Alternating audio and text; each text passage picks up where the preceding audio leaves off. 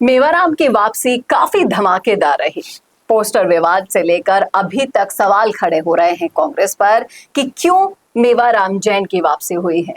लेकिन मेवाराम जैन ही क्यों, फहरिस्त तो बहुत लंबी है। ऐसे नेताओं की उन नेताओं पर एक्शन क्यों नहीं लेते कांग्रेस? करेंगे इसी मुद्दे पर चर्चा इस वीडियो में, इसलिए बने रहेगा आखिर तक हमारे साथ। नमस्कार, मैं हूं चेतना शर्मा। आप देखना शुरू कर चुके हैं संवाद भारत का, भारत के लिए। और मुद्दे पर चर्चा करने के लिए मेरे साथ मौजूद है हमारे editor in chief Varun Bhansali ji. तो वरुण सर, जिस तरीके से मेवाराम जैन की वापसी पर बवाल हुआ, बहुत से सवाल खड़े हुए। पहले तो प्रदेश कांग्रेस कमेटी की कंधे पर बंदूक रखकर किसी ने पोस्टर विवाद बना दिया, लेकिन जब हमारे सामने लेटर हेड आ जाता है, पता लगता है कि असामाजिक तत्वों द्वारा किया गया कार्य है। बाड़मेर में कुछ लोग होंगे जिन्हें एक्सेप्टेंस नहीं होगी इस मुद्दे पर, लेकिन आप बताइए कि जब मेवाराम जैन की वापसी हो सकती है, लेकिन कांग्रेस में तमाम सारे ऐसे नेता हैं जिनकी फहरिस्त अगर हम लिस्ट बनाने लगे तो शायद लिस्ट बहुत लंबी बनेगी। उन नेताओं पर एक्शन क्यों नहीं होता? देखिए, सबसे बड़ा सवाल यही है कि जब दिक्कत उठी हरीश चौधरी, हेमाराम चौधरी, सचिन पायलट, मेवाराम बेनीवाल को, तब तो एक्शन की बात हो रही है। कह रहे हैं कि मेवाराम को स्वीकार नहीं करेंगे। अब किसने लगवाया पोस्टर वो अलग बात है, लेकिन ये बात हो रही है क्योंकि वो बलात्कारी है इसलिए वो स्वीकार्य नहीं है और ऐसे ऐसे बड़े बड़े पोस्टर लग रहे हैं। फिर क्यों बाबूलाल नगर को मंत्री बनाया? फिर क्यों आपने शांति धारीवाल जैसे नेता को सबसे बड़ा नेता, अपना सबसे बड़ा मिनिस्टर बनाया जो कहता है मर्दों का प्रदेश है, रेप तो होंगे ही? क्यों फिर आपने एक के बाद एक ऐसे और नेता रहे? महेश जोशी कौन है? महेश जोशी के पुत्र जो है वो रेप के विवाद में बहुत वक्त तक रहे। फिर महेश जोशी को आपने मंत्री बना के क्यों रखा? भ्रष्टाचार कर लिया, जेल चले गए, फिर भी मंत्री पद पे यथावत उनको वही तवज्जो थी, मंत्री पद से उनको हटाया नहीं और अभी भी उनको कांग्रेस से हटाया नहीं गया है। इसके अलावा भी ऐसी फहरिस्त बहुत लंबी है। अजमेर कांड पूरा हुआ था, उसके साथ साथ कितनी और चीजें हुई थी। सबको सजा क्यों नहीं? अकेले मेवाराम जैन को क्यों सजा? क्या जाति देख के काम हो रहा है या किसको दिक्कत हो रही है ये देख के काम हो रहा है? ये तो मेवाराम जैन खुद कहते हैं कि अगर मैं जाट जाति से होता तो ये सब मुझे नहीं झेलना पड़ता। इसका मैसेज साफ दे दिया उन्होंने, लेकिन डिटेल में अगर आप समझाएंगे। देखिए, जाट जाति से होता यानी कि कांग्रेस में बाड़मेर में तवज्जो अगर किसी को दी जा रही है तो केवल वो जाटों को दी जा रही है, चाहे हरीश चौधरी हो, हेमाराम चौधरी हो या फिर मेवाराम बेनीवाल हो। और इसी फेवरेटिज्म की वो बात कर रहे हैं। समझना पड़ेगी एक और बात भी कि यही आरोप तो कहीं ना कहीं उनपे भी लगा था जिनकी बिटिया आज कांग्रेस में लगातार जीतती जा रही है। वो दिव्या मदेरणा कौन है?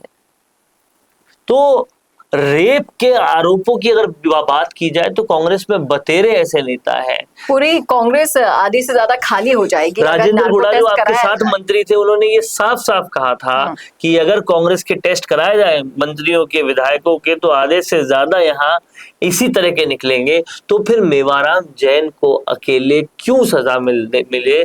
और उनको सजा सिर्फ इसलिए मिलनी चाहिए क्या क्योंकि बाकी तीनों विधायक जाट है वहां पर, बाकी तीनों नेता बड़े वो जाट है यहाँ पर, और ये जैन होते हुए भी इनका दबदबा है। इसीलिए शायद आपने कुछ नहीं कहा जब फतेह खान और दूसरे जो बड़े मुसलमान नेता हैं शिव के, वो चले गए थे कांग्रेस से बाहर, उनको निकाल लिया गया था, तो किसी ने कुछ नहीं बोला। ना हरीश चौधरी कुछ बोले, ना हेमाराम चौधरी कुछ बोले, ना ही पायलट कुछ बोले।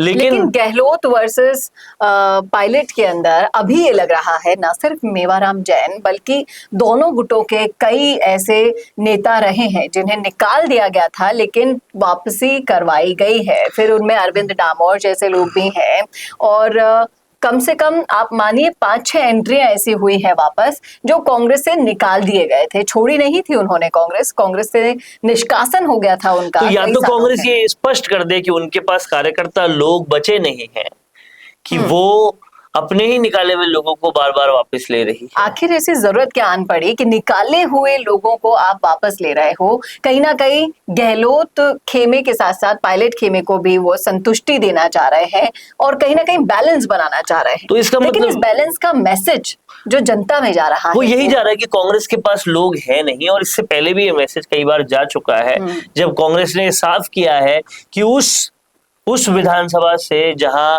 मोहनलाल सुखाड़िया जैसे जिस विधानसभा ने मुख्यमंत्री दिए कांग्रेस को, जिस विधानसभा उदयपुर विधानसभा की बात कर रहा हूँ, जहां पर गिरिजा व्यास जैसी केंद्रीय मंत्री दी गई, वहां पे खड़ा करने के लिए कैंडिडेट उन्हें दिल्ली से भेजना पड़ता है, गौरव वल्लभ को, जो भी बाद में बीजेपी चले जाते हैं। तो कांग्रेस में लोगों की तो यह हालत है कि टिकट लेने के लिए लोग नहीं है। युवा नेताओं को ये आगे आने नहीं देते हैं, बुजुर्ग नेताओं का साथ छोड़ते नहीं है। ज्यादा युवा नेता यही पूछते हैं कि मेरा भी करियर सचिन पायलट जैसा हो जाएगा, तवज्जो नहीं मिलेगी, धोखा बार बार मिलेगा, बार बार उनको इंसल्ट सहन करनी पड़ेगी, तो हम क्यों आए? जातिवाद सहना पड़ेगा जो अलग, और इस तरह की राजनीति का शिकार होना पड़ेगा जिस तरह की राजनीति का शिकार अभी मेवाराम जैन को किया जा रहा है।